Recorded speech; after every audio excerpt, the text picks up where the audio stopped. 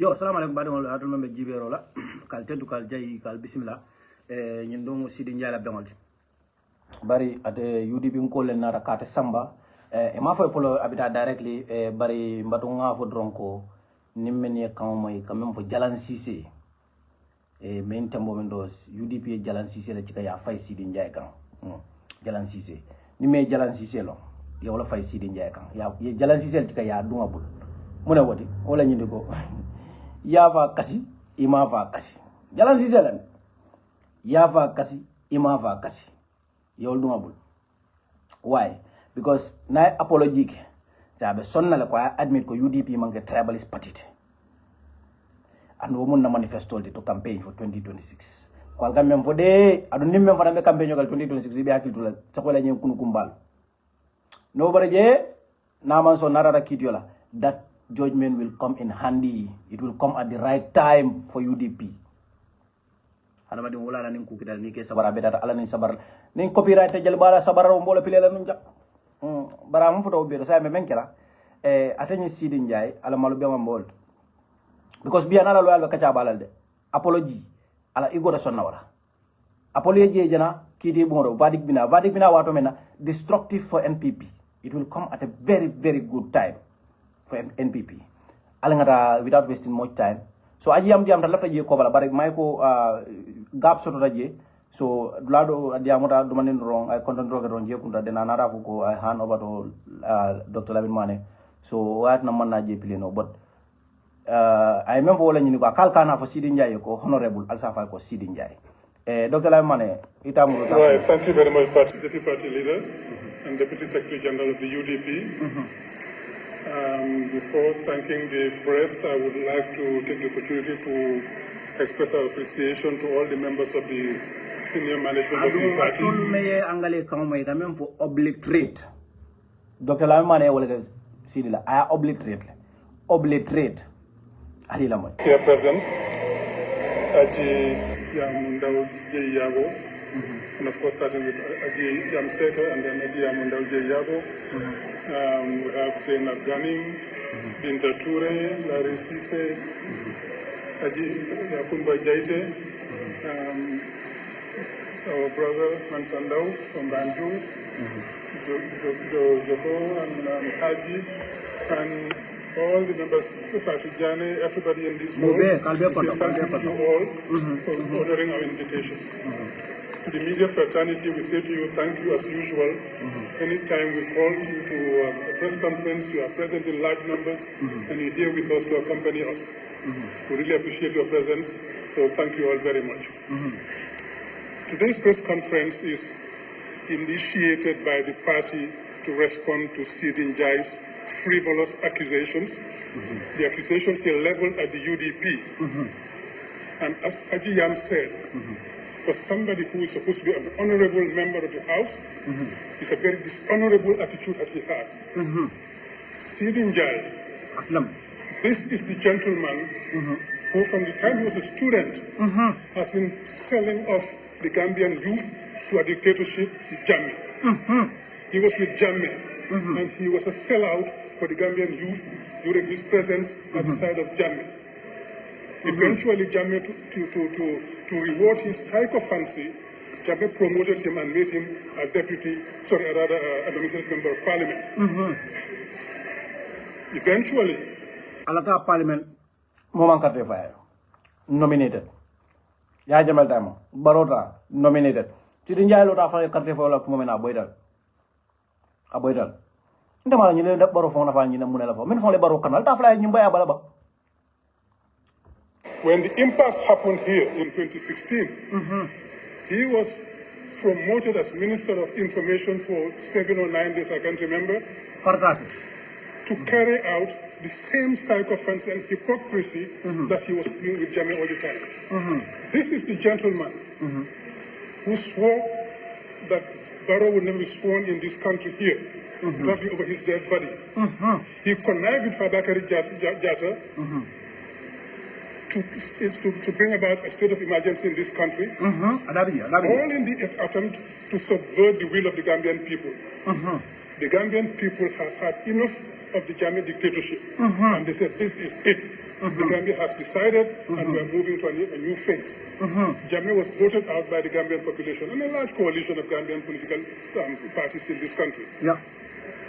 He, with Jammeh, tried to subvert the will of the people. And to make sure that Jammeh could stay here, they voted a state of emergency, which led to a panic in this country. People fled this country because they feared that there would be conflict and people might lose their lives. And in fleeing this country, a number of people died on the road from road accidents. Women, children. Yeah. People who left their houses open here, the houses were burglared. People lost a lot in this country, all because of Seedy Njie and his like. And he did all the things he did in this country so wrong. When Jammeh fled this country, he fled with him. Yeah. Because he thought he had done enough evil to this country, he was going to be lynched. That's what he believed. I will mirror. Yeah. But we Gambians, we don't lynch. We take you to court. We take you before commissions. And we make you account for what you did. But he had done so much wrong, he feared that, and he fled the country with Jammeh to Equatorial Guinea. And eventually he saw that Barrow is not the kind who would hold anybody to account. He came back with his tail between his legs. If Barrow had done the right thing, Seedy Njie would never have dared to come to this country because he would have been arrested at the airport and charged and tried for subversion.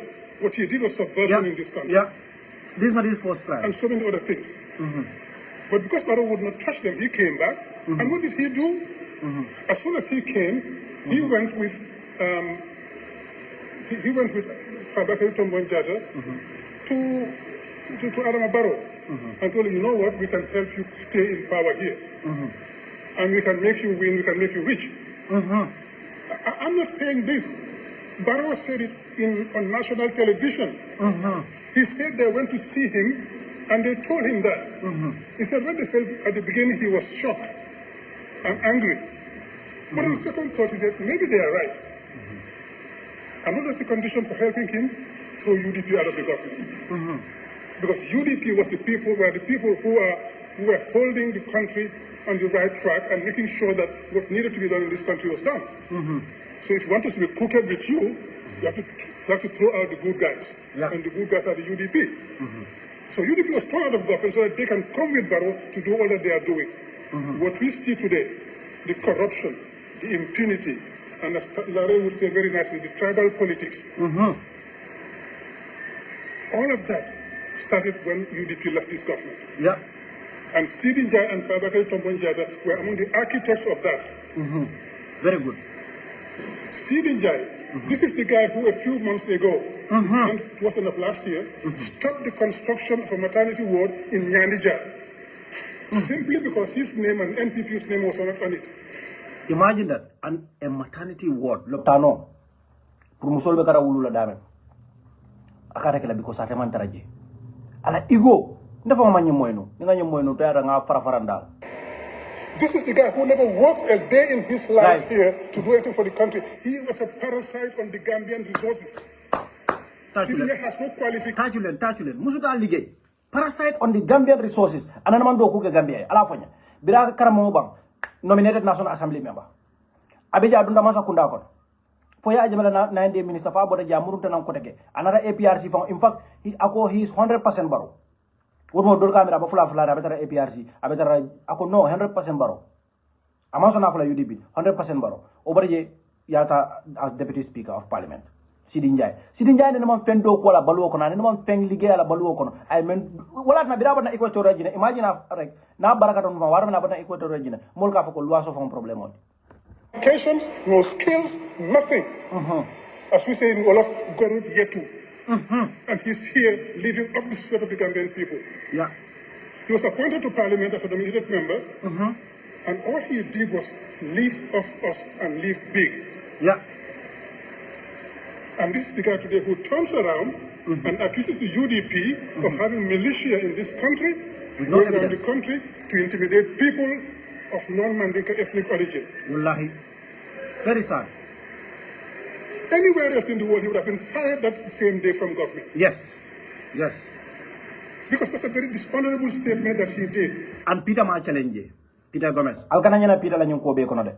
Yes, if the threshold was met, Peter Fernanda Radio, but I hope another person in Nigeria have a divisive statement and hate speech. Left remarks do with regards to that hate speech. Because before any press conference, left no live. UDP be distract over other things.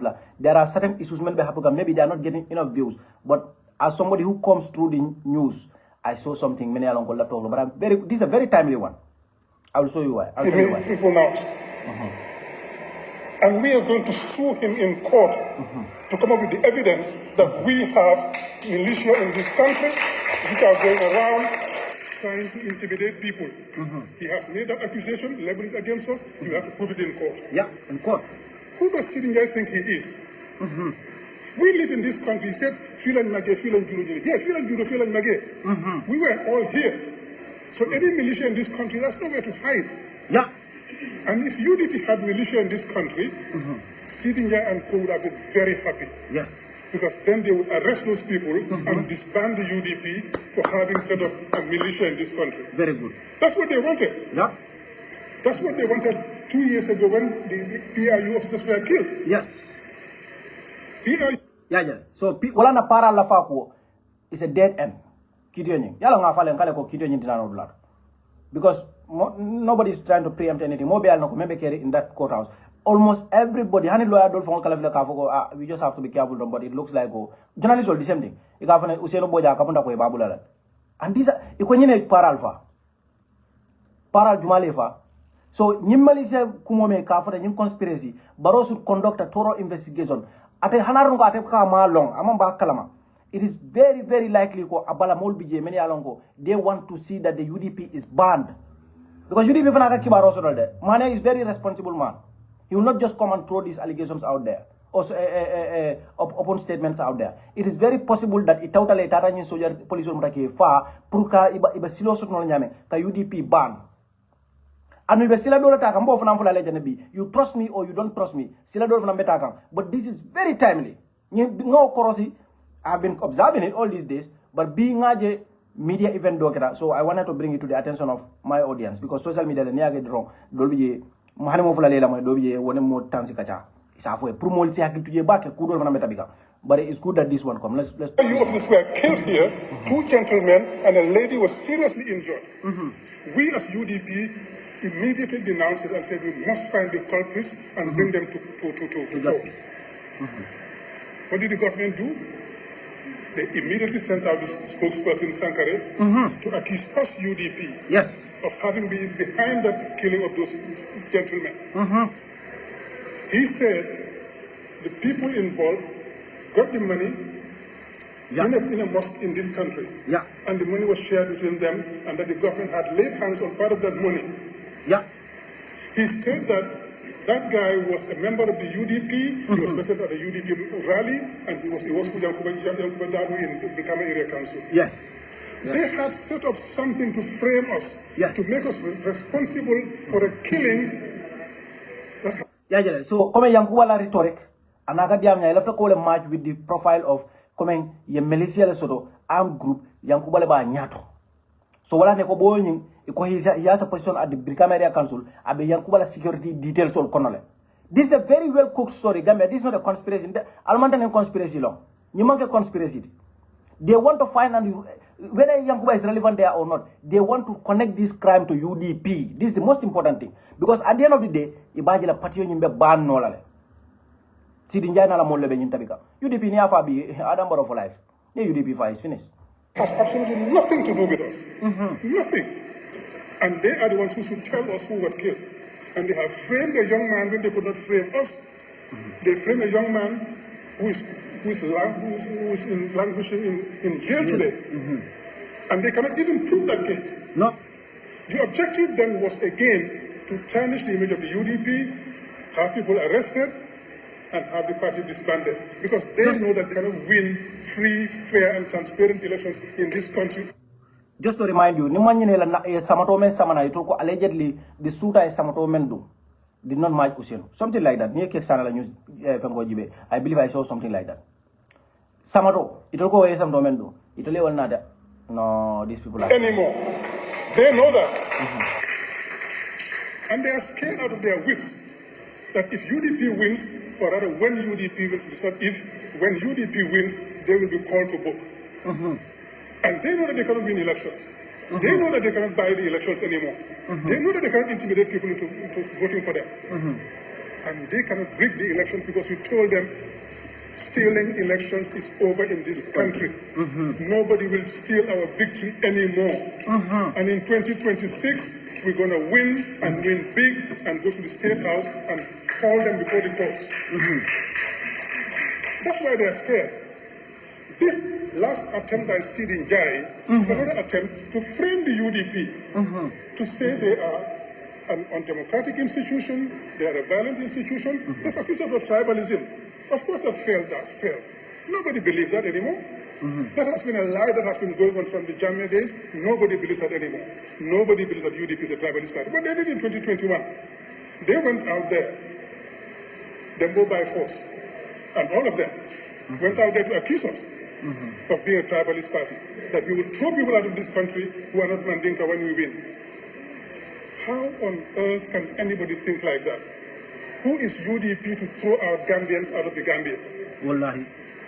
The Mandinka, the Fula, the Jola, the Sarahula, the Serial, the Akura, everybody in this country, anybody who is Gambian is Gambian. And no ethnic group has the possibility to throw out anybody from this country because you just feel like doing it. We have lived in this country in peace and harmony. We have coexisted peacefully. We are very courteous people. We marry into these different tribes. We live together. We go to each other's funerals, each other's naming ceremonies, etc. We are a community and a nation. And UDP is trying to build a nation of Gambians, not a conglomeration of tribes. And that is what Barrow and Youth and NPP are trying to do. Build a conglomeration of tribes. Today you invite the Mandinkas, tomorrow is the Wolofs, tomorrow is the Jolas, the Fula, the Sarah. No. Gambia should have the Gambian. Our ethnic origins are important to all of us. But those factors should be something to make us better, not to divide us. Thank you. What I bring as a Mandinka, what Adiyam brings as a Wolof and Hul, what Zainab brings in, what Binta brings in, what Larry brings in, etc. Our different ethnic origins, that diversity is supposed to make us better and stronger, not weaker. But they are trying to weaponize that to divide us because they think they can divide us and rule us. And while we are fighting amongst ourselves, they are robbing us blind. So they can continue corruption and we keep fighting amongst ourselves. Now that's over in this country. So Seedy Njie, what you're trying to do will not prosper. We will not let you. We will not let you because this country is not for sale and this country is not for burning. You guys go out, you're not going to burn this country. You're not going to spill blood in this country. The Basabali said they'll spill blood if that's what is required for Barrow to stay in power. As I said, Jamia is the same ilk. Jamia Barrow is the same thing. He said they will spill blood if that's what's required for Barrow to stay in power. The Basabali over, Seedy Njie is accused of having militia in this country. And that is an attempt to frame us. Next thing they will do, they will set up a militia somewhere and say these are UDP guys and they're carrying arms. We go after UDP. We warn all of you. And we warn the Gambians. Anybody who falls for that will come for you together with Seedy Njie. We do not have militia. We do not use guns. We do not use knives. We do not use cutlasses. We use the ballot box to change this country. We follow the rule of law. That is what Iseru Dabo has taught us. Obey the law. Respect the law. Our only arm that we use is the law. The law of the Gambia. So we don't go for physical violence. Not even verbal violence. That is them. And that is on them. So we will not let this go. So if you set up a militia and try to accuse us, we'll come after you in the courts. Because that's probably what you're trying to do. So you can accuse us and try to arrest our people or disband. It will not happen. We said never again in 2016. And we mean never again. And we're going to fight for this country. We will not spill blood. We will not burn the country down. We will not follow you in your tragic situation. The Gambia is for the Gambians, and we'll fight to make it livable and enjoyable for all the Gambians. So Seedy Njie, we have you in our sights. And we say we have you in our sights, we're watching you. We're not coming after you physical violence, no. But we watch you and we'll follow you and we'll sue you all the way. That's what we want to tell everybody today, starting with Seedy Njie, because this trend has been in the UNPP forever. At one point, it's Hamad Ba, it's Debo by Force, it's Seedy Njie. Seedy Njie Barrow himself. Dole to jande marude jumal to duo jumala to moy ndama njemo de ye dole to mane ka ko buma ko la ñepeti ko man jumala wala after ni mbara jam. Okay, it's at 19 minutes 29 seconds. Okay, I'll remember the playback nga muruje nga la moy 19 minutes abakala 26 27 seconds nga je playback nga mari to moy mala jumala wot. And this is very important. Near Militia form Gambia, is anole ni UDP nyambula on challenge. Is it anole am group of form yena ya for UDP lam. Nyimbe ke rentul be nyim kurti karto membela jana 2026 so focus 2026. Janimbe ku kalam da ron wapat UDP banned the enemy. Yalo nyulmel yalo koy bodana APRC nde wala na have not been tolerant of some of these elements. APRC be manke mo jawti.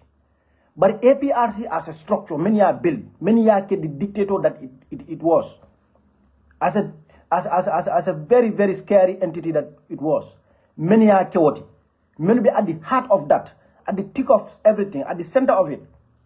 I will see it. See the Hanana Raquel Nangela Patiokano. Afa, thank you very much. Bismillah, you are part of us. And I cannot be jela. I seen this a lot. When he said that he will have to wait and see that Usainu Dabo is dead. He had a contract to have Usainu Dabo killed so he can wash his hands over his grave and then go and step down. That's the head of state, for God's sake. Yeah. Saying that kind of thing. Yeah. Who do we have at the head of this country? The head of state says that. The deputy speaker says this. The national president or whatever it is, they go by force says what he says. Ahmad Ba says all the wrong things they say. And I think it is also very good. This is a very, very intelligent, like this statement, 10 out of 10. It's very important that I dembo by force tofo. Just because you are a non-Mandinka does not mean that you can accuse other people of tribalism. That means we are near model for menukafo. Accusation of tribalism. So tribalism boda daoda. The accusation kabo daoda. They are all irresponsible people. Imu maninkati. Imu siwa city. Ika maninkole accuse. Ika non maninkale accuse. Baseless accusation is baseless accusation. Regardless of your political affiliation, regardless of your religion, regardless of your tribe, nika formole baseless liko. Imu tribalism. You are irresponsible. You are irresponsible. And who signed the moment at least UDP, I think is I don't remember UDP, Marangal Dandera. Seedy Njie, you be very calculated. Because Galongo, is a situation of lawsuits flying around. So I don't make a diam. But in Diamulal, Alala Kilo. I'll like to do Dalma Agildu, Momoyama in a certain way. I bet somebody Labramila the Netherlands. Who are we having at the head of this country? Gambia, we need to change this leadership. Because they have failed to do what is required of them as Gambian government. They say, inbox messenger. Messenger. Because they fear that when they come down, they'll be accountable. Look at all that they try to do with the Constitution, so that they would just stay there, and when they come out of power, they will not be accountable, they cannot be pursued in court, they cannot be prosecuted, there can be no commissions against them, then they can just steal as much as they want and have nothing, no recourse against them. And you say, you're not getting away with that. So we voted out the Constitution, the draft, because we want impunity to end in this country. We want accountability to be the rule of the day. And we want nobody to stay in power here for more than 10 years, 2 terms. Because if you have that otherwise, the impunity is what's making Seedy Njie and these people whole. Yeah. Because they think that they can stay for another 10, 15, 20 years and nobody hold them to account. So then they do all the wrong things. Yeah. But if they know that in 2026 they are going and they have to account for what they do, things will change. So we want impunity to stop. And that will stop. It's been a long time I've been talking. Just allow me to say a few words in Wolof before handing over to my colleagues and the rest of the Seedy Njie. Moo fi taxaw coffee time. ñun UDP. dañu am ay ndaw. ñu yebal. ñoo xam ne dañ leen jox ay gànnaay. ay jaas yi ay paaka ay fetel. dañuy xoxatal nit yi seen dëkk yi. te leen wax ne dañ leen fi dàq doon fi sànni carte dañ leen dàq bu ñu winee. dara du ci dëgg. dara du ci dëgg. Seedy Njie. xam nañ mooy kan. Seedy Njie bi fekkoon xalal ba tey. ci lan la duggee ci réew mi. nekk di fenal nguur gi. di leen wax li leen neex. di jaay pour mun a jaay.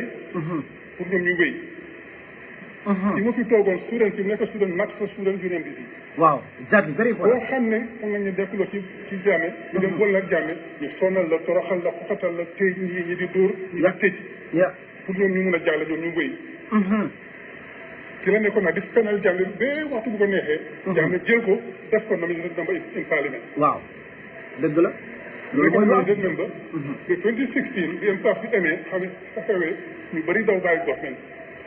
moom ne ko man kay du ma daw man maay sa jaam bi njëkk a gën a am doole ci réew mi. maa fi gën a njublan naa la topp. jaam bi daf ko ministre xaw ma juróom-ñaari fan la xaw ma juróom-ñeenti fan waaye mu dul fukki fan sax la nekk ministre. ci bi mu nekkoon ministre diir boobu noonu toog na fi. ne Barrow duñ ko fi waatal. su ko fi wax xanaa moom ñu rey ko njëkk moom. baatam la moo ko wax. Fabakary Tombong Jatta ñu toog. indi state of emergency. lépp pour lan parce que Gambien si di sànni carte ne di doy na waaw sonn coono bi ñu nekkee doy na dëkk bi dafa normé lu woon ñu ne dañ génne suñu ñu guuta bi ñu dugal defaat leneen moom ne déet ñun kay loolu moo ñu gënal ñun fa ngi na des te Gambien si ñu sànni carte ñu ne bugguñ ko bugguñ Barrow bugguñ Daawo ñu safr la bugguñ Jammeh Barrow lañ bëgg mu ñëw toog. def ñetti at ñu dem tànn keneen. maa ngi translate yow foo nekk. bu ñu defee state of emergency bi fii ñu bëri tiit na. bu ma yëngal léegi de moom. dinañ jàpp fii xeex na am deret na tuuru ñu bëri daw. moo ko wax waaye dëkk bi. borom kër yi yónnee seen jabar yi seen doom yi leen daw leen. man kenn mun naa toppatoo sama bopp waaye soo fi nekkee dafa jafe. loolu kay moom seen jabar yi ak seen doom yi. ñu dem ci dex gi ñu dem Sénégal ñu dem Guinée Bissau fu nekk lañ dem. pour ñu mën a rawale seen njaboot yi. ci rawale googu nag ñu bëri am nañ ci accident ñii dee ci jigéen ñi dee nañ ci seen doom yi dee nañ ci. loolu lu am la. ñi fi bàyyi woon seen kër yi toj nañ seen kër seen gannaaw. ñàkk nañ lu bëri ci réew mi. yëpp pour lan ndig Seedy Njie ak ñu mel ni moom. wallaahi. moom moo def loolu yëpp ci réew mi fii Fate xëju fii. Fate xëju fii.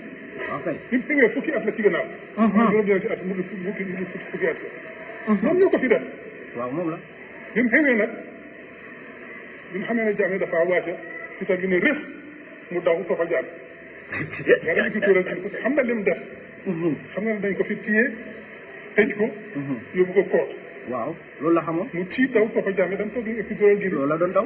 waaw bi mu demee écriture gi gis ne nag Barrow de moom lambar la. yambar la du toog kenn duñ fi téye kenn duñ yóbbu kenn koot. mu delsi ci la delsi fii. mu delsi lan la njëkk a def dafa extrême daw dem ci Barrow. moom moo Fabakary Tombong Jatta. ñu ne ko xam nga lan la. ñun mun nañaa dimbali. nga toog ci nguur gi fii. am li nga bëgg a am. waaye nag foog nga dàqal UDP njëkk. waaw. te ñi dañ jub.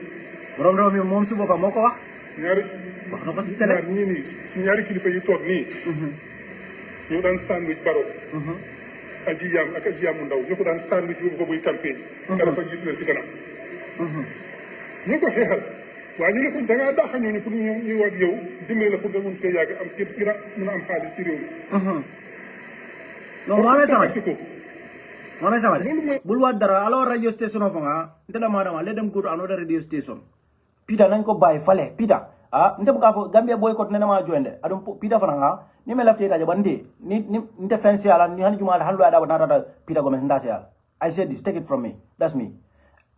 Mo let Peter Gomez la fe on dengo si ako rek ako bay len bulen ma ako yen taxulen ma jok ako ñu bay ko ako ngana la content use ako nga fatama Peter Gomez, I'm glad we did our own press conference. Don't go to his anyway ndafla mo Canada je nal bitaje because patiola ni membi daje da baro nda wandi fa nde bulu buka ma content la membo da Peter Gomez la coffee time buka ma nde ko video da ngongole edit Peter Gomez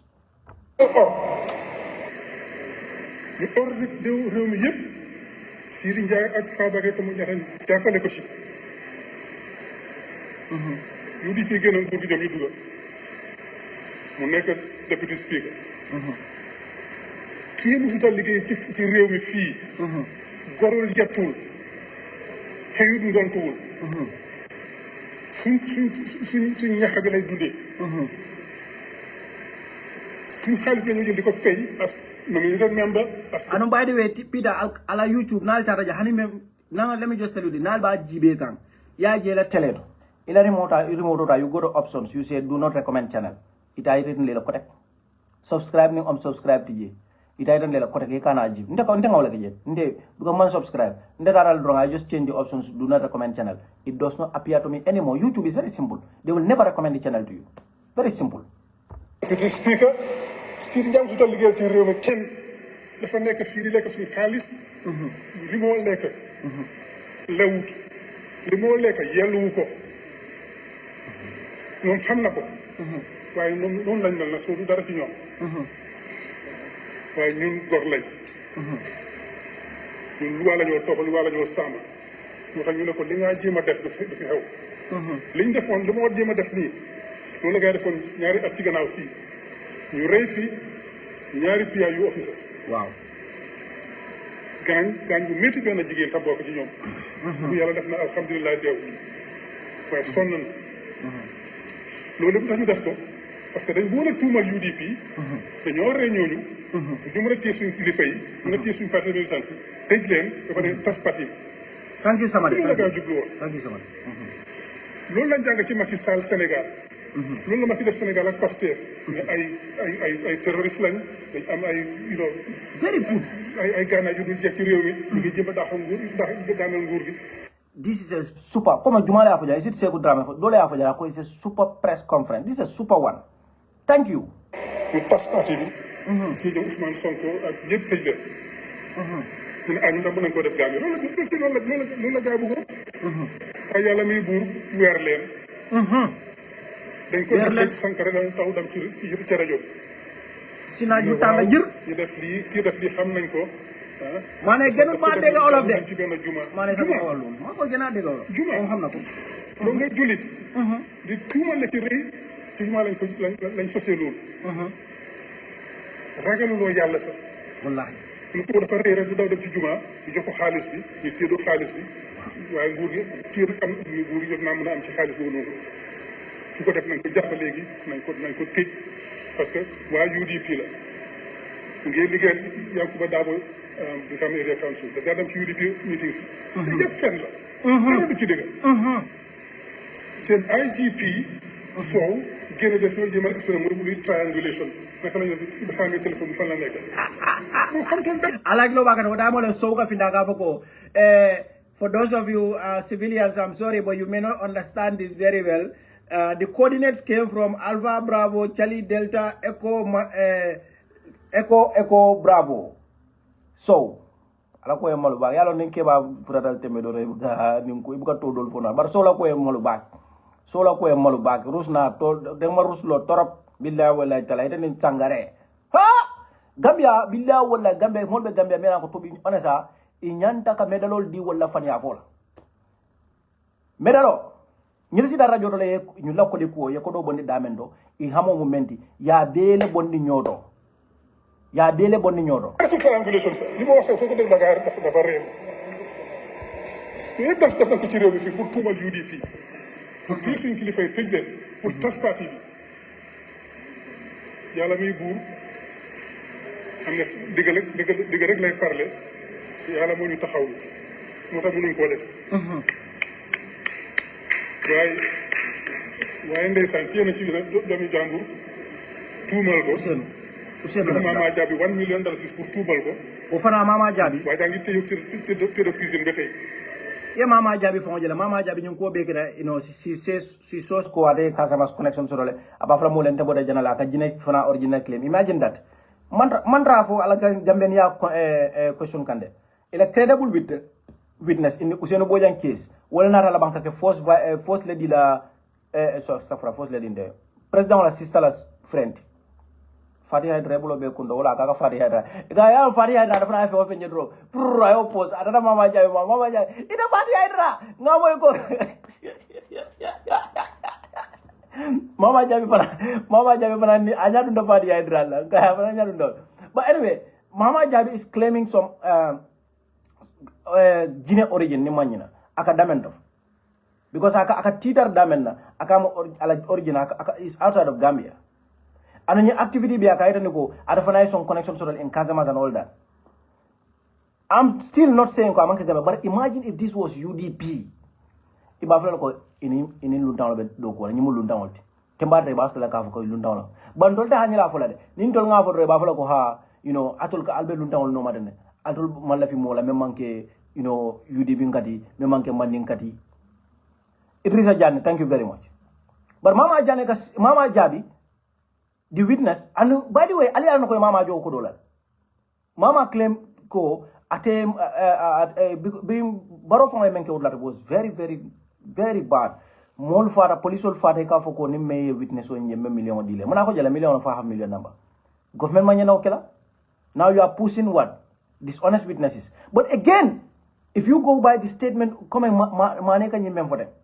Nyimo kili wol mene nyum cook is wol be kili wala kili stano kap nyum dada at the end of the day prove be la nyum ko nyi ba finance la nyame ka fo kon tollel be witness o bondela ya understand ka Usenu Bojan set up ka Mama Jabi ka set up because Mama Jabi remember a crucial stage in the Mama Jabi case wala nanyanda kek sot la janna bari ma soto no nga tra keme sa ni ban jibe kan du ka mbala yen text way yen call way I would definitely need you here. Mama Jabila case, I think one of the most important details is a missing audio. Mama very like an audio men come back. The audio missing. I read it somewhere in Kexline News Store. Imagine, murder case, it's a credible witness. Ofranka be jikrim prima facie evidence man babul audio. Wakana kota ko filter. I million them. Mama nyanda bu enko. Bilan tuwa utilo drone lu abe kerem badronde mama mbute talti. Yamol la million mu de ka fa audio filter ya wandi dum kaso ko ne ko yo we mo le fa abe kiti la ni bi iten president bari musol be boyle ni be wulla iten president bari musol be boyla ini be wulla wandi dum la len kaso ko ha bilay om si nim keks na rajan keks nga ko la be gamme ya gamme lo na be lal do na be krim gamu kat la jeex way li xew yeb lan mo ci nekk because njaaxare moo leen jàpp conspiracy bala ñu de ci liñ nekk ni Mama Jabi ko billahi wallahi taala jaaxle nag bu fii ceeñee ñoom dinañ am pour taxaw yelloo liñ wax ñu liñ doon def loolu moo leen tiitloo te xam nañ ne ñoom mënatuñoo gagné élection ci réew mi fii xam nañ ko free élection boo xam ne dafa jub boo xam ne dafa leer mënuñu koo gagné ci réew mi fii mënuñu koo win because 2021 ñun ñoo gagné ñu sàcc ko ñu bëgg a génn Ousseynou ne bu leen génn nañ ko doy dañ dem court ñu dem court gars yi sànni suñu case ñun ñu ne 2026 loolu du fi amati kenn du sàcc suñu élection te duñ dem Supreme Court dañoo win ñu dem State House yóbbu Ousseynou daa ba State House loolu moo leen tiitloo ñoo jël seen fit parce que xam nañ bu xewee kenn ci gars yi xamoon na ko Cissé fu naa Ibrahima Cissé mu ne su UDP nga ñëw 2021 ben be ku doon na janne akoy be mbe ku doon na janne mbe da mail tu ibaro baro be dara janal do be anun to ñalande normal la vola la ke ko parce que ñoom xam nga xam dañ def ñoom suñu wiiro dañoo dem tuddi mail tu di xam nañ ko xam nañ liñ def te ñu loolu du fi ñaari lati nak 2026 kenn du sa def suñu victory te dañoo win yóbbu dem State House loolu moo jël seen fit ñu nañ leen sàkkal pexe léegi sàkkal pexe boobu la nekk waaw du fi am Seedy Njie li moo def ñu ngi koo bàyyi xel wallahi Seedy Njie da nga war a mandu da nga war a tey daw fen du la yóbbu fen dëgg mooy mujj ci réew mi te duñ la bàyyi nga taal réew mi duñ leen bàyyi ngeen def ko Basara Sagnan thank you very much ñu la message thank you da nga war a def rëy Ousainou Darboe mu suul ko du fi am du fi am bilay baro la way very no ala way ñun lu wala ñoo sam yalla nga na man ke hadama ni wala igoti and let's be fair here it looks like baro he has some kind of remorse about that but narnu ka man ke igoti baro nyanta fintilal non ay Ousainou bolo say wala ka hadama dingo hadama ni be la silanda mente bayla bay balo hasaya man ke la njur famo de bay balo hadama dingo be kaw fo moma because of what politics anyanda baro bolo say rokla publicly amanya kala behind the scenes bull di note de anyanda bulos Ousainou bolo say la boy ike ñaat lim mo lay dimba ci ka fay ko ni fa da nga ni no ba anyway ngata te réew mi rek lañ am soo dégg nañ taal réew mi dañ ci amul dara ñu nag fii la suñu lépp nekk fii lañ juddoo fii lañ taxee ko fii la suñu lépp nekk amuñ duñ nangu kenn ku taal réew mi Gambie rek lañ am li ñu tax a jóg ñun mooy jégal réew mi yëpp am ci seen ak seen yelleef yëpp ñu fee dundal li ñu waree suñ doom mun koo baakoo ndamoo ko loolu lañ dugal ku génn ci réew mi nga damoo Gambie laa jógee nga mun koo baakoo loolu lañ dugal ñun bëgguñ koo taal bëgguñoo rey kenn bëgguñoo tuur deret kenn Ousainou Darboe loolu lañ doon wax mu ne leen 2021 mu ne bu leen génn su leen génn nag nañ tuur deret man bëgguma dugg ci deret yi doomi jàmbur dem State House moo tax kenn génnu toon waaye loolu dafi amati nag sàcc moom jeex na fi jeex na tag moo jël seen fit nag so ñu leen a xaar Seedy Njie li nga def du romb ñu ngi laa bàyyi xel ñu ngi la xeex te xeex bi ñun koot la ak carte waaye di nga dem dan la yokk nag indi koot ñu leen a gërëm di leen sant bu baax ci seen dégluwaay bi ak seen teewaay bi fii ñu leen a jërëjëf yal na leen yàlla fay jërëjëf ala baraka Dr. Lamin Mane Abarak ntel live jam fan la bake bare this is very self explanatory mane mem fo jang ay kumo banne bare lefta mem fo la non kacala starting wala ñindi ko don't be surprised that the government lied about the 1 million issue. Mama Jabi has sold her soul to the devil.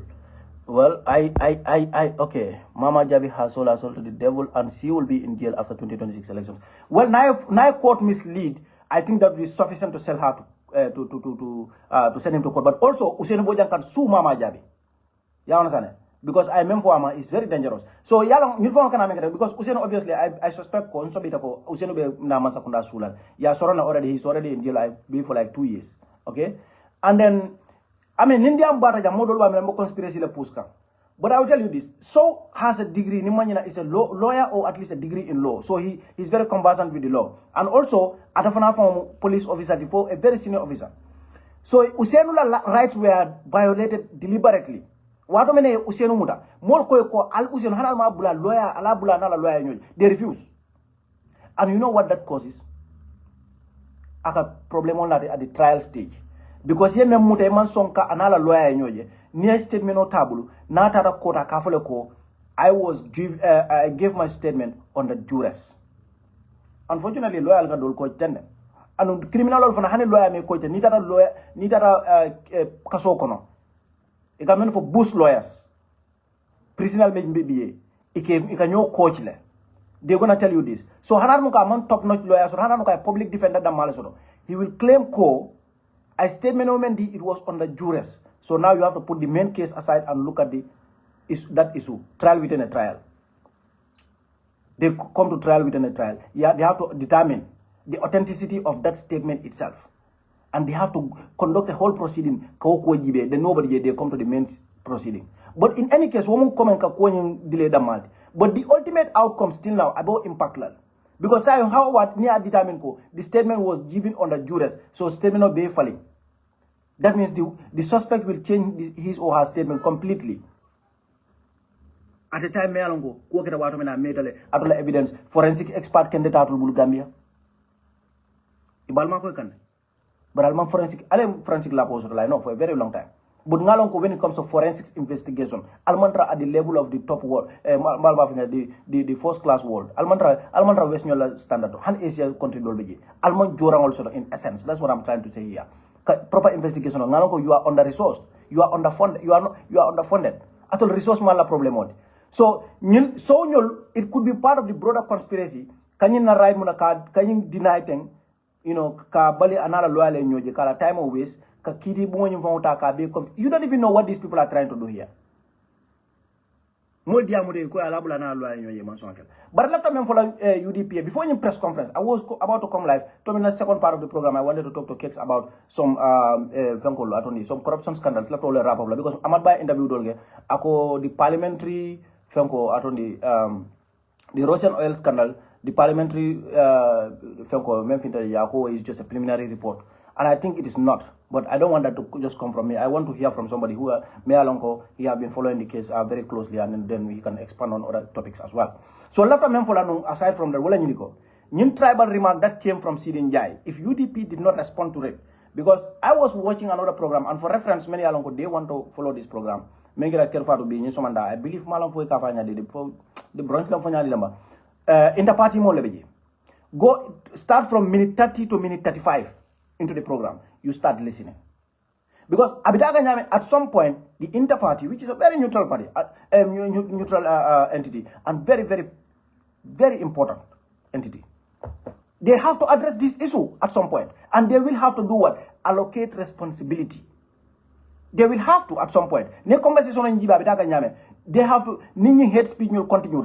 They will have to allocate responsibility. And perhaps they will even be compelled to name names and name parties. Imagine Ale Human Rights Watch in Gambia Human Rights Commission. Ale Emmanuel Jufnala Nyamati Kafojele itada menk. When they report on Kale I thought that was going to catch your attention. These people were going to the smear campaign something was cooking. But bring inter-party diameter, I was like, okay. And I'm not inter-party in respect, and I think they're a very credible organization. But I made it in a way until I mirrored. Maybe in come for them, as can the former article can clear it, Lamora Dulbagona understand. Ni UDP Chahantan tribal cola. A neutral body, and I'm not mentioning any one of them specifically, a neutral body, a trusted and credible body, will have been have a UDP call out on this tribal and hate speech. I was like, yes, we are all part of the conversation. But in tribal issue, if UDP don't take action on it, I'll be neutral body I'll be even international body I'll be concerned race about us. Because look, more be medal also take a degree also. Ike san nental ngalo connection of belong B. Dolbe Nigeria, ika award soldier, ika nyim fenkol do nyim sub-regional body do, ika je ka gamenol award teng. Abe ka san nental nga belon. Dolbe ka honorary degree dealer, masters or whatever, no big mu complete. Ni wasi keno in Africa, nyim sub-regional body men banko kam because nyufana ka balu nyim ko di civil. It is very, very, very, very possible ko one of these so-called human rights watches can come out. May Allah famak Gambiandi. To call UDP out on hate speech, specifically tribal. I'm very glad that UDP is challenging this. So Nadia Mola starting Jalansi say Yawola Fai Seedy Njie Kang. UDP manyana nyintala likely there. Alta Anka for the minute 30 to minute 35 of that broadcast on Kerfaru. Go and listen. Just listen. Iba understand and come for it. The interparty will be compelled to address this issue. The National Human Rights Organization Human Rights Commission will be compelled to address this issue. Several other neutral and respected bodies will be compelled to address the issue of hate speech and tribal sentiments. Many along will be in the political discourse in the Gambia. UDP accuse tribalism. This is very serious because it's a more individual. If there will be name calling, they will call out prominent political leaders. It's a wonderful call out. So wala na niya wanifa ja mo accuse tribalism na fa wanifa bula. Partiyo fo nyanda fly bula. Because name call wato sida those entities nga mem for them. Ibe particular name la and the party leaders. Ibe all name la. But I am very glad. And UDP ma ke kuda ma to respond. But the person that delivered this message. Jalo mane mo ngol dem ngol katen du bak. Bara la nyin do. 10 over 10 let dilala with no minus. 10 over 10. 10 over 10. This is one of the most strategic press briefings. Wala nanko ngat la nyum fola jamba am very happy mbe kanda namba. Al microphone di UDP call. UDP la party ko molbe jele meni alon ko te banna very articulate people, very educated. All you need to do is microphone or deal wrong. Yes, yes, tango. Nyimbe ndiamo la bala juma be Seedy Njie la resise. Microphone or deal. Be jaba kase yodo yo nyoto. Angale kan wala aning local language. Ibalo nako londo fankaso wala kadia. La res oversee, I believe. You don't be a civil for transitional government and coming Malamba Fanyadile. Government can come institutional reset, government institutional can be reset, to start afresh. I think he did that in like 3 to 4 different countries in Africa. Coming in transition system will be reset. So UDP resource member you under control we are on March. Yolon. Seedy Njie ni jumala maita UDP entol kono. Seedy Njie ni alaf kala mutaro ni molme maita. Because ndio kay mom ngalo nako UDP ni ba start le comme sub chapter la maybe la spo ila duma men ka taraje ila jamba mut mala ba la nyadile ila donnal wala fon be Seedy Njie la me ima la ba angale kan fono amang kara nyala ma keno abege ni activism ni militant silati abuka angale ka he cannot even construct a coherent sentence and ko degree le babul sanne na ma samba fala nyadil because ite ninko asang what I mean by that is ite karam mo le jodron to pass exam ite karam mo le jo to pass exam na dinen do safa di magdu fail to study to pass wala neka do je PhD ka tarebul masters ka tarebul if you are going to study and become passionate about the field and understand kramin ning malamba fala nyadi kata ka nyum degree jamal la nyokan you don't even know the foundation. In most courses the foundation is the most important thing. You understand that akabedala. So alinga tawonya so wala na UDP yenying briefing mengereng. This is very timely. Nyimbe panicle send la to NPP and now guess what, we have just frustrated their mantra will and divide and rule. We have frustrated them. Because now, new member statement, okay, you have to be calculative. The Masabal will have to be very calculative.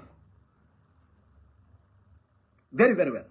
See, this is a Goyala to okay, Momasako, ala Marindo Benjibe and Yat Lakia, Maronga Jombala, but it's even Diamolo. But anyway, Mama Boy, a lot of us goes so for Tonyak.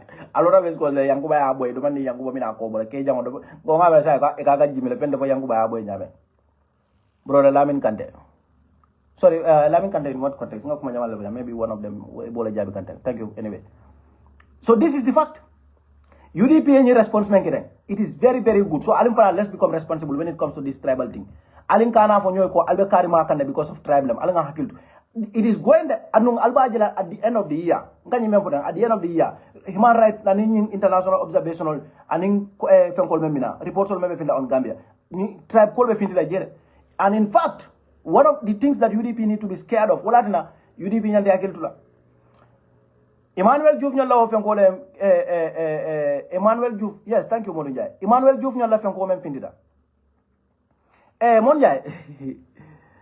Nga story dolje nga kilo brother Fakeba sen I think you know Fakeba must have been your athlete or something. No, you were a coach and he was an athlete at Botrop. You know, he said he went to the CAF is it Wafu championship in Senegal and they said he cannot stand on the touch lines. No, he cannot be he cannot be on the touch line. I think he can be on the bench, something like that, but he cannot be like the head coach or something because he has a B license. So apparently at the Wafu in Senegal, the female Wafu tournament that is happening in Senegal, it could only only A licensed coaches. So I don't know, you know. I really wanted your input on that, but anyway. Lamin konata sorry da fenko level siya kan o konata odo yenda you know.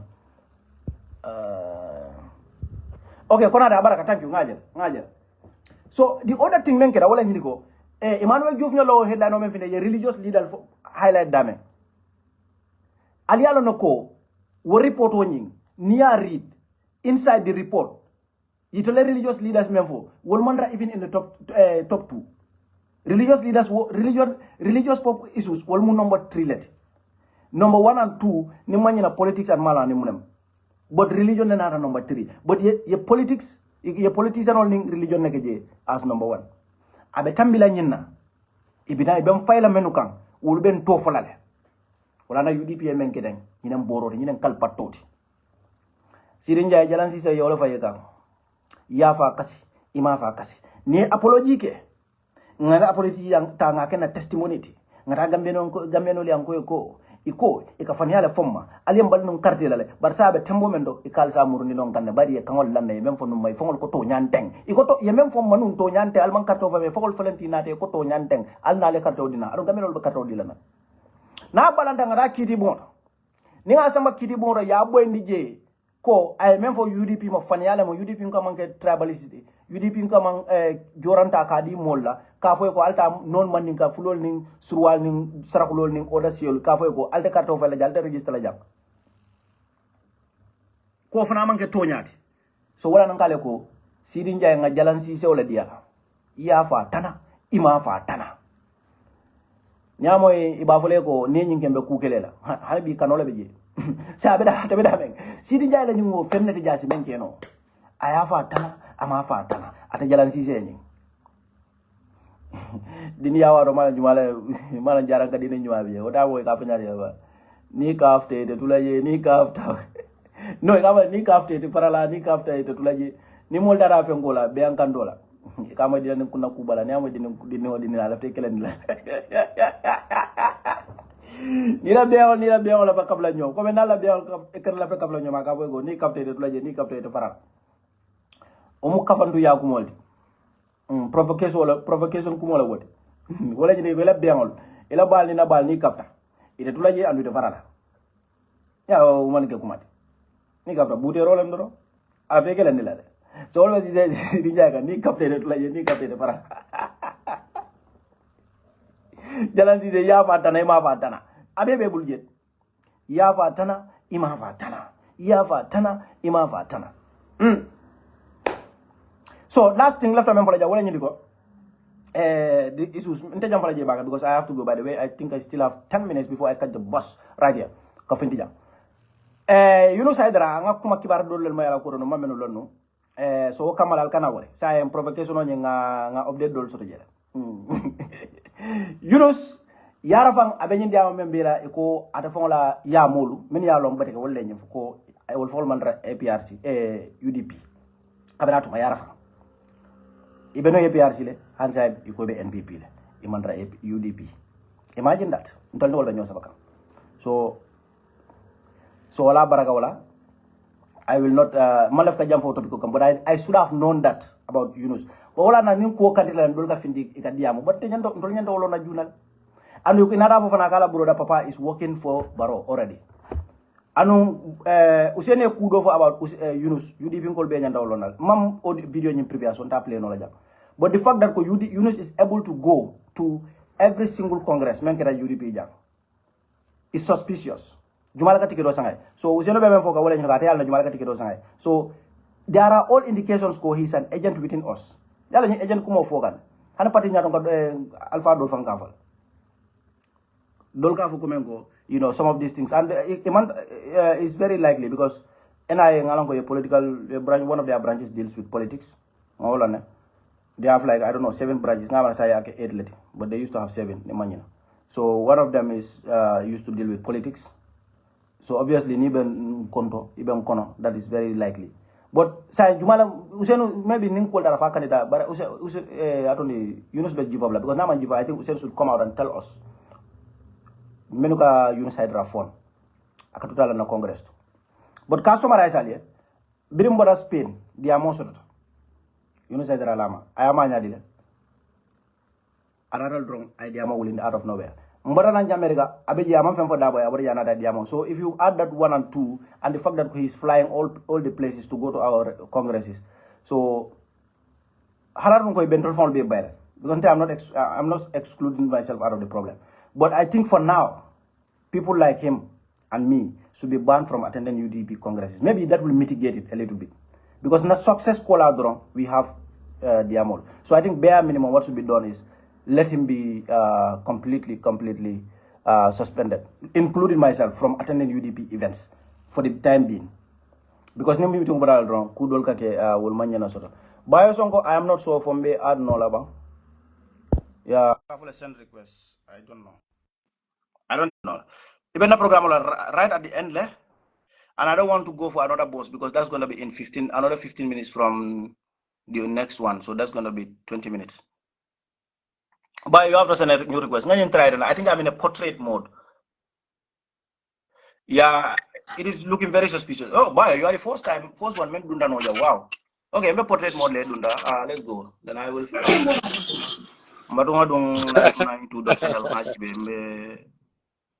Boss. What about? Bio. What about?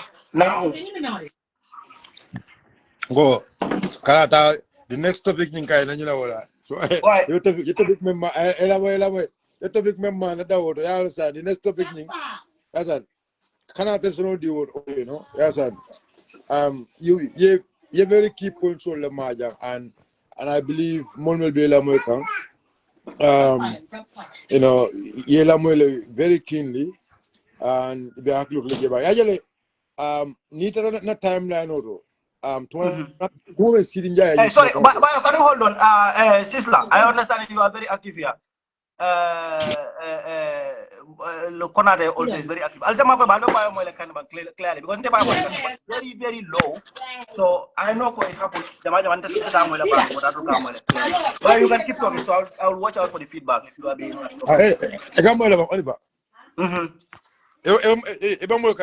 Yeah. Yeah, so I'll seek feedback already. They will let me know. Just keep talking. Okay, so ngam fo wala nyindu ko ye diamu menke ye diam kende bal ke idiam to cool le men ya ko I believe namul nyonta kawlon as I mean right now nyaji be Seedy Njie la diamo nyin kabra diamo nyin ke I wrote on my timeline and namem fo na timeline on do go atul mel ya lon ko albe severo ke kan albe Seedy Njie la albala number siaka ngo alsala tultu albe yeah ngo alsala tultu albe kuma kan men kiri kan Seedy Njie direct fungo kono ala funo kono because ntela tele ko ntela tele ko patio will take a step because near Seedy Njie remark la moy I have no doubt I know I did not speak to any senior executive member but I know by knowing the principles of UDP. And then this is what I always keep telling people. We have to offer ourselves nyanda kamfan kata purka UDP la principles long anonine long it's always important pro na bamboo in the UDP la principles langa ko tamandi according to ablari nyami kabire Seedy Njie diamuda I wrote in my page ngo mol mil yalon ko be Seedy Njie no masiakam please I still have to albe mina kila Seedy Njie because album men kila sama afana mbele fla kawleta ka use against you ke minyan la okay so you Seedy Njie entol accuse I na patio accuse I know I accuse men na fenne me along he have no evidence because today na tara ka jaw men na baroka men ko talks I was part of that team when if an muro me muro amantara muro wallahi na manke only our book and kala don't forget me. Oh, yeah. Yes. I'll contact you tomorrow, don't worry. Yeah, no, can't worry. I not date me remember. Janin date me be contact. Can't worry. I remember. Bye, so ajel ndol I remember. Aka ponko memfo I was there okay ndele beje Ibrahima Diba Karafa Sonko Pa Sonko Oncle Lopi and Dudu Kasa Jata ndole be ninje Bye, hold on. But niga my hold on. Lafa fena. Yeah. Come and get kumo sementu ya. Na dum kon dola mol armed men so lemal. You were armed men. In Kanilai, I had to talk about this, but there is a video of Ibrahima Diba being assaulted by a group of people. Back. If you guys were armed, if our people were armed, they would have killed them. Or they would have taken care of. They would have taken action. Ibrahima Diba assault Jele. Kanila, the video is there. Neither every single platform although and other these non-UDP members. The video is there. Ibrahima Diba assaulted broad daylight in Kanila. So look at I'm meant to my level. I don't know what they were talking about. The people who were going around, they call them. No, Ibn Tolela. I was there. Seedy Njie, Ibn Tolela. Ibn Tolela accused come clearly. I know the party step mentality. You step more in the killer. Right? Obviously. Another Kitty Onion Bitala for 3 years. Or Kitty Onion Bitala for 7 years. We don't care. But let the matter go to the court. Let the matter go to the court. Because me alone no remember caring. Seedy Njie tara lungulung ababula la mola anu kukina bi wala nyuko. These people they are all tactics le play can come up. Anu ndol fongol la mol nima hakitu we might fall under those tactics. But tribe have no space in our society. Yeah. Ba. Tribe have no space in our development. Ba. Okay? Let us be focused. Nana focus put on our party. Nana focus put on our principles. Nana focus put on our policies. That is what is more important. Demba Sabali is someone may alongo. Demba Sabali. I mean, Demba Sabali more. We have to put that evidence back. Yeah. Video, you know, the video is out there. I have seen it many times. And it's very clear. Ibrahim video was out there. Mobe nyao jele. Okay, Mobe nyao. I'm a mefo mutasuso wa siya. Mutasuso was in the video. I'm a mefo. You are not in Musa. I'm I understand. So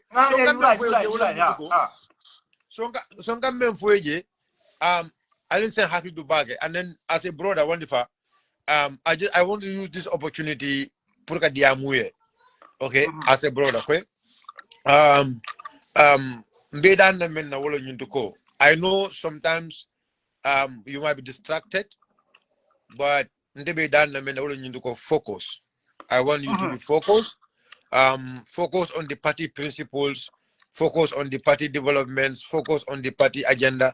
Yella focus kawati. I long some people when they see that you are progressing and people are listening to you, they will come up with things me along be irritated and then that irritation maybe as a bula no if I don't kudo kuna manya na menkela. But they be yamar na men as a brother.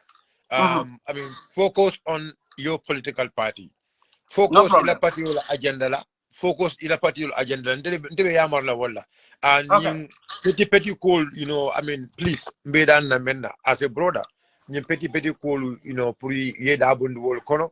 You focus, you know, I mean, let's na UDP wafi, you know, let's sell UDP. You understand? And I mean, you know, Nino okay at the end of inshallah, Lieutenant Alabadi and people can attack you.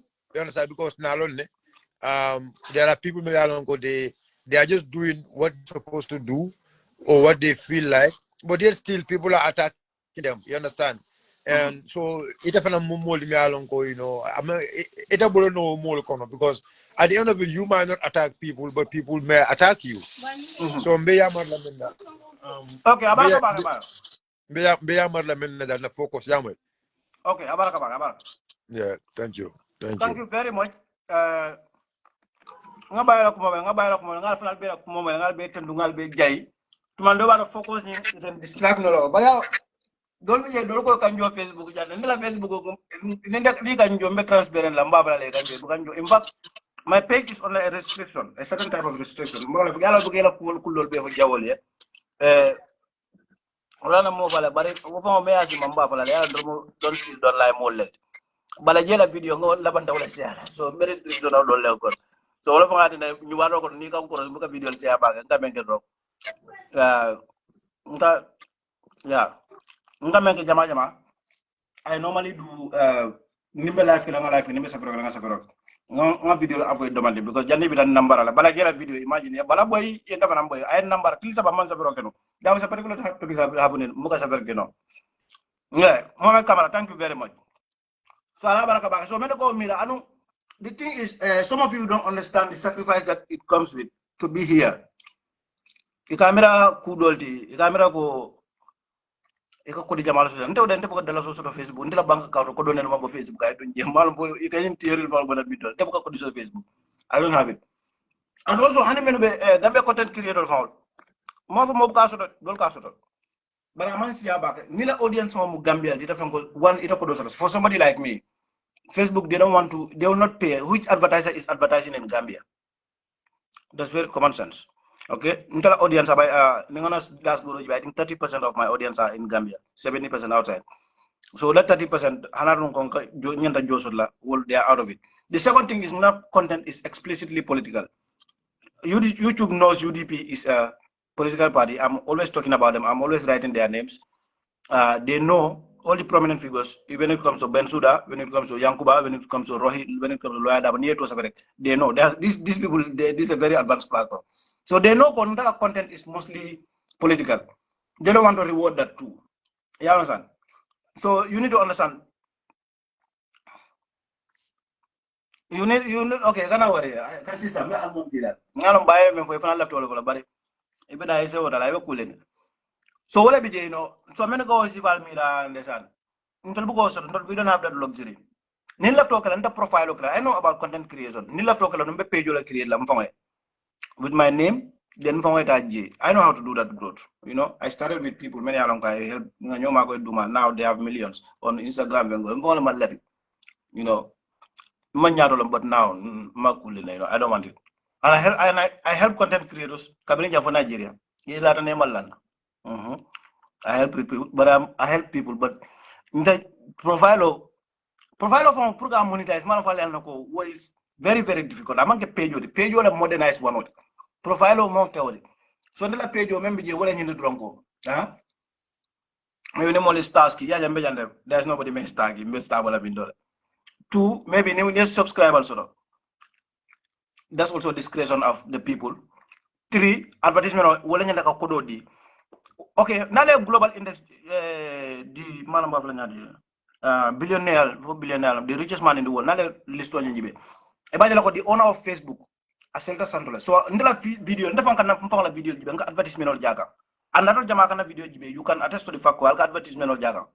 Abuka kodojo. Nsankal ala nsana dashboard itandile. In fact, I'm under restriction as I speak to you. Restriction come na page they have to, you know, na certain content be near post, maybe they're gonna restrict. Wala nga video tala. Because nga balagera very happy. Senegal fana lay ñoo borom yow copyright ko lenk. E kon jaay me ñante ma ko la mu ne la ni la fa ngay ma ko sa fele ma fam ñali. Yalla ben tok ya ka ñene ko ni. Me ma ko mu ne la ma fam ñali. So political content ni mu content creator di lafte ko kuma ida bandi political content is restricted ite kuma la je 1 2 ni la audience mu african or leldi abe ko la pour ko dozo the advertisers are not advertising heavily in Gambia. Ndala YouTube me monetized. I have 2 YouTube, only one will monetized. Ndala conscience, I want to be very clear to you. They don't lie. Na 8,000 followers da ma monetized. 1 month man post 1 month. Nim problem client ke nga video post 1 month, go and check. 1,000 followers be je. Do na gore 1,000 client fula nyaw ñu gore la action media. Nim desol we know for some reason ka post world ngay bula jero. Ama monetized. It's a new one. We monetized. Mo ka fenke je. Man sayala. So new people are saying ko Facebook ka jole Facebook kan dole la kodota. So okay, Mark Zuckerberg kan dole video me alkan video men jiba ka advertisement jije. Aka beta billahi wala nyo sumo anyo grifta. Mbem fono la manika account on. Anyo grifta.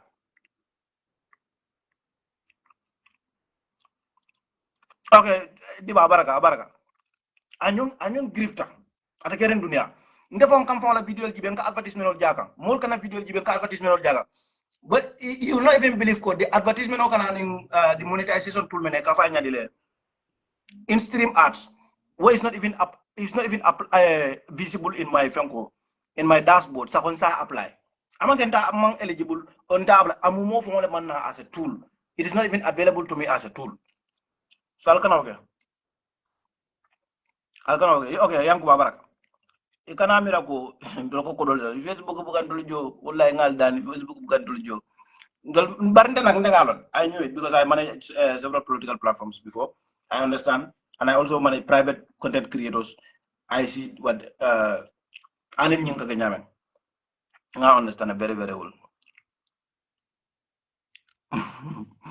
As long as I remember mbela comment bad delete la. So wala bi you know Bae, mbe video nyumba na I have to go first boso indane second boso indane. Ni yendan drong. Ani ngal lasu kono. Ala baraka o. Manyamuso. Abaraka.